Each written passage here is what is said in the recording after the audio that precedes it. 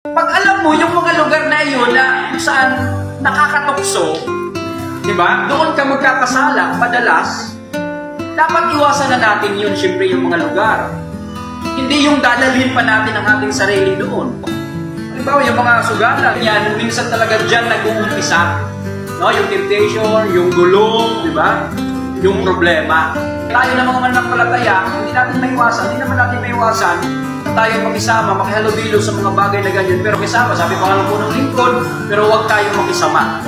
Ibig sabihin, yung mga kaibigan natin na hindi natin mga kapanalig, kaibigan pa rin natin sila, kailangan natin silang makisamahan, pero pagdating sa mga gawain na hindi nakalugod-lugod sa Diyos, diba? Like mga bagay na dati rin ginagawa natin sa ating mga lumang buhay, gagawa ka na ngayon ng paraan, sabi pa nga, diba?